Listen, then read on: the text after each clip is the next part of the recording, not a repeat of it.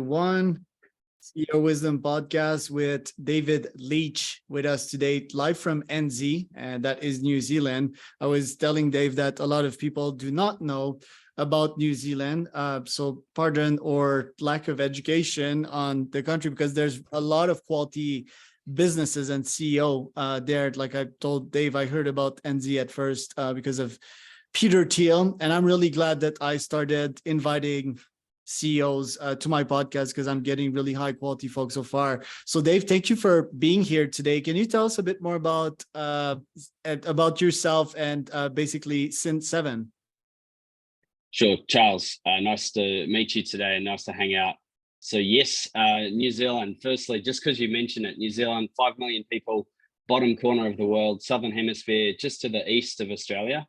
And it's a safe little country. So if the world turns to custard, it's not a bad place to live. So myself, David, CEO, I've been CEO at Cin 7 for 3.5 years. So I'm not the founder, but I have a background working in a lot of global growth software companies. I'm a software guy. I used to be a developer in my 20s, so reasonably technical by background, and lead the company from a real product perspective, and have helped to take the business more global. It was already on a trajectory, but we've had a lot of amazing growth since the last 3 or 4 years. And I love the job. I love this role of CEO. It's this sort of intellectual challenge, thinking about different chess moves and building culture and a lot about people. I would say also it's about being a general on the battlefield because hits are coming left and right. How have you taken and reacted to those hits in the last 3 years, starting with COVID? You kind of get like knocked down, and just to be able to get back up takes a lot of resilience. COVID, I think as a business we did well, but boy, we had to think on our feet. We had to keep innovating, and I mean internal innovation around how do we communicate to staff. We had to really lean into tools like Zoom. Thank God for Zoom, amazing tech. I had the COVID happened 10 years prior, it would have been a very different situation for the world. So I think we did a lot to just keep the culture up, like keep the energy levels up, keep the staff engaged, and so important.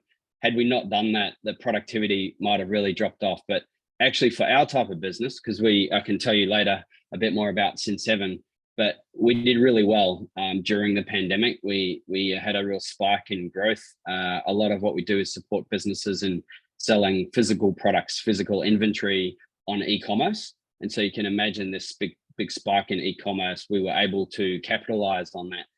So to actually do well and grow and win customers in the middle of COVID, when we're all in lockdowns and stuck at home, really had to think on our feet and be a bit creative around how do we make the most of this great market situation that we were in.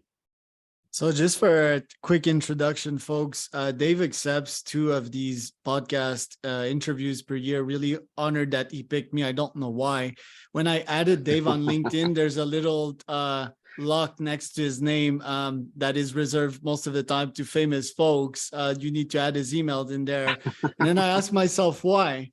So I checked my CRM, and Cin 7 has more than 300 employees. And it said Dave cannot comment on that, but it's a 20+ million revenue business. So yeah, Dave, you're in the big leagues. How did you get there?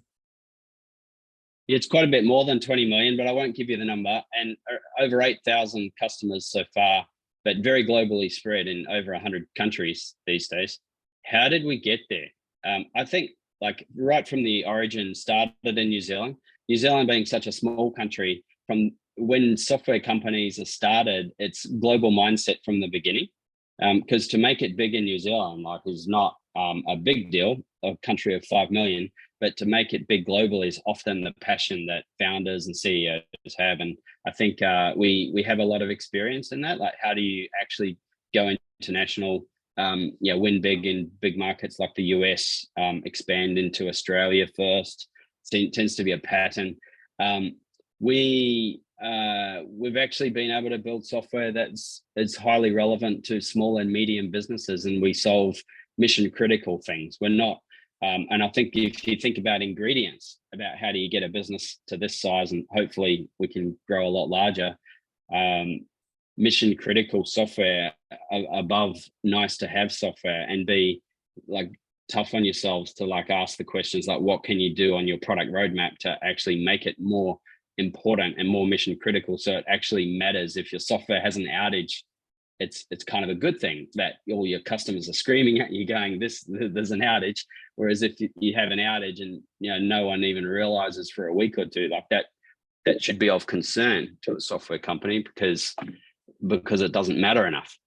So that was good for us. Great, we have great people, amazing salespeople in particular that have really been able to spread the message and explain our software, do great demos and things. So there's a lot to it. Like there's a long answer to your question, Charles, around like all those ingredients to sort of laying foundations for success. Yeah. You had a track record prior to Cin7. You were COO at EasyVet. You also were CEO at Curious Limited for a year and 7 months. How did the folks at Cin7 found out about you, and why did they pick you other than, I guess they would have a list of CEO. Why did they shortlisted the others and kept you basically? It's a good question. So I think being located where I was here in Auckland, New Zealand, which was the headquarters at the time, and I think I was open to just trying something different. And I knew it was sort of confidential at the time, but I knew that we were very close to actually selling to a private equity firm. So today, should explain this. So our majority owners are a US-based private equity firm. So I've come on with the previous CEO back in 2019, essentially retiring and moving on to other things. And so I was able to basically carry the torch, Charles, and continue the journey. So just timing worked out really well. And the potential, I joined because I could see that there's some traction here, but there's a whole lot of potential that's not unlocked. So I felt like confident that I could do something with the business and grow it. Yeah. Right. And your technical and engineering background, I think, weighed a lot in the scale. Tell us a bit more about Cin7 and what you guys do specifically. Is it fair to say that you're kind of the Shopify of retailing / manufacturing / enterprise? Yeah, like in one sense, totally. That's a fair statement. What we do for small and medium inventory-centric businesses is we are their mission-critical core platform. They run their operation on our platform, and we achieve this end-to-end flow for the inventory. So if you're a distributor, we make it easier to purchase goods from your suppliers, receive those goods, store those goods in your warehouse. We track the inventory, the location of stock, the quantity of stock, and quite importantly, we make it easier to sell the inventory on lots of sales channels. So some of our customers have point of sale in a physical store, whereas other customers will use Walmart.com and Amazon.com and eBay and all these marketplaces around the world. And so with less friction, we make it easier to sell this inventory on lots of channels. So therefore our customers can grow more easily. And if you have a customer base that's thriving and growing, then they're going to stay on the platform. Hopefully they're going to tell their friends, and hopefully they can stay on our platform for many years. Yeah. You mentioned many times that the software is mission critical, and I do believe that it is mission critical. Yeah. I had my nootropic startup back in the days, and we had physical products, and we needed to count all the bottles that were in there, where they were. Some of them were in the midst of being shipped and so forth. When has shit hit the fan for some of your clients using Cin7? When has it broken, and how have you fixed these mission critical issues that popped? Great question, Charles. So I'm kind of keeping it real. Firstly, this digital world of commerce that's exploded in the last 10 years is really complicated. Okay, it's really hard for a small business that is often led by a less technical person as well to just navigate that digital world of commerce. Cin7 stands for connected inventory, and we have this concept of connecting the world of digital commerce. We have hundreds of integrations, and it's integrations sort of something we're expert in. But there's a certain type of integration. Some people that are in this industry will know the term EDI. EDI is a really old method of integrating systems together. Without explaining the technical details, it's older than API, REST APIs and things. And essentially, it's not plug and play. It's a lot more complicated. It's a lot more involved to set up.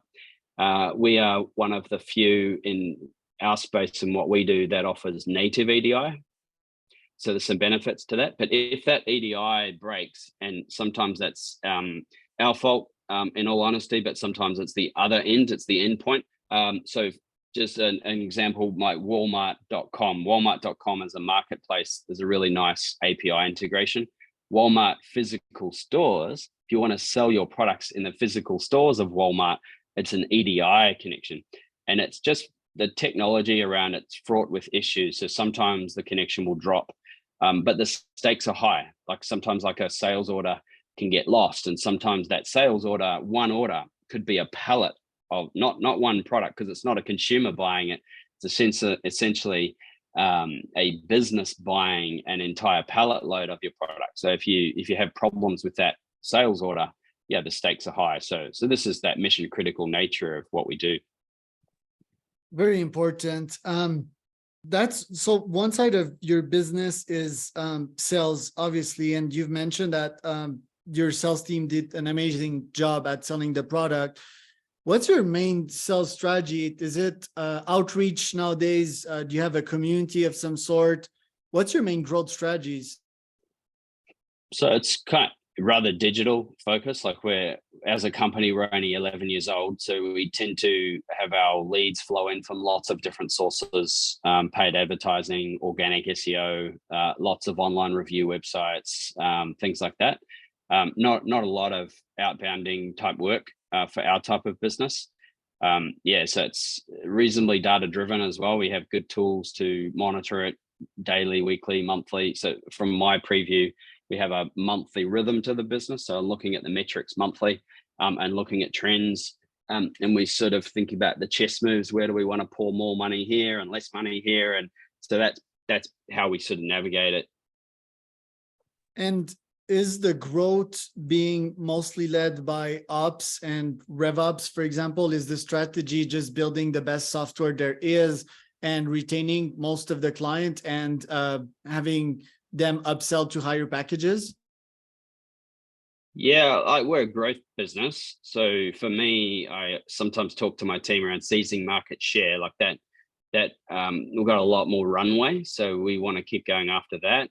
So definitely for our existing customers, we do want to retain them. We have a customer success team. And if you take the concept of customer success, literally, like how can we actually help our customers grow? And we have more we want to do on a strategy to actually get better at how we systematically help our customers grow. We want to be the platform that if you join Cin7, there's a high confidence and a brand awareness globally, that by joining us and using our software, we will help you be really successful as your partner, as your technology and growth partner. That kind of concept. Does that answer your question, Charles? Yeah, somewhat. Because the other side of the business and to lead more sales and have a better product is to recruit great humans. Can you comment on your strategy to recruit the best types of humans, and also comment on how you've been using AI to assist these humans this year? That's good. It's a good question. So yeah, we have great people. We've retained a lot of great people. I think it's culture. We work really hard at our culture. Actually, for those listening that are product people in that software space, I like to use the word EVP, employee value proposition. If you think about the EVP as a product, like a virtual product of the package of, it's the salary the employee gets, the benefits, the perks, the entire employee experience. And if the EVP is like a product, then on a strategy, what's the roadmap for that EVP product? And so that we've thought about that quite a bit, like on that, and that has driven our culture in a great direction. I think it's one of our super strengths. And so if you have a great culture, then it's going to attract top talent, and it's going to help to retain top talent. I think we've worked hard to win some awards as well in the last few years. Actually, really exciting. About a month ago, we won the New Zealand High Tech Awards as Company of the Year, which was a really exciting, cool moment for our team. And congrats to our whole team. That sort of big milestone for us. But these are proof points that people look at when they're deciding, do they want to join a business? We use our Instagram to keep it very employee focused. We don't use Instagram to help win new clients as such. It's more about winning new employees, and we showcase our parties. This background is our office. We have really good parties. We had a DJ in a couple of weeks ago, literally a DJ, and turned off all the lights and had a proper party with smoke machine and stuff. So yeah. Love it, man. Sounds like a fun place to work. Talking about that, you've been working there since a couple of years now. How has CEO-ship changed your life as a person and financially? Can I jump back? You asked me a question I didn't answer. Sorry, Charles. AI. AI, sure. Yeah. Thank you for that. I would just say, like, all the tools we use are all cloud-based. Like, we're a software company, so we're all fairly tech-savvy people. A long time ago, we shared desktop, old tech. So we're really good at using internal tools, and particularly sales and marketing. We use a lot of like point solutions for different things. And like, even personally myself, I'm now using a meeting AI tool. Give them a little plug, shall I, call it Voma. That if I can't make a meeting as a CEO, busy guy, I just have a Voma attend the meeting, and it auto records it and it transcribes it. And it does a lot more than that, actually. I can create snippets from it and share it with others and things. It's super cool. So I'm using that, and it makes it a little easier to track actions and things that come out of meetings. So yeah, there's lots of little point solutions we're using in all our different departments, and we use it to drive efficiency and automation and productivity mostly. Yeah. Copilot for coding, probably ChatGPT for content and so forth. Yes, starting to do that. Yeah. Yep. So Copilot in the background for us in early days. ChatGPT, we've actually just not public knowledge yet, actually, but like we are getting close to going live on our integration with ChatGPT. Wow. so that our end user can create a product description for their inventory. If you think about that, if you have this physical product and you're selling it on Amazon Marketplace, in our software now, you'll be able to create a very cool, highly differentiated description on that product that indexes really well on Amazon, and do it all in our UI. So that's not actually released to our customers yet, but that's pretty coming soon. Yeah. Well, you just announced it on a live platform. Fortunately, I don't have that much listeners. Dave, last question. So gonna rephrase the last one. Do you feel that the CEO role has brought lots of value to your life? Because it's like a strong time commitment, requires lots of energy. Even when you're at the restaurant, you're still thinking about the business. You get paid good money. It's also really intellectually challenging. Is it worth the shot?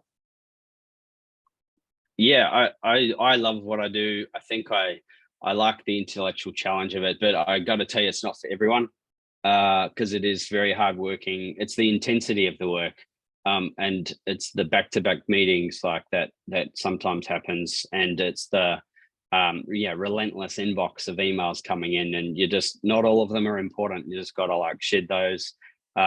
I think what drives me is the culture side of things, just to strive.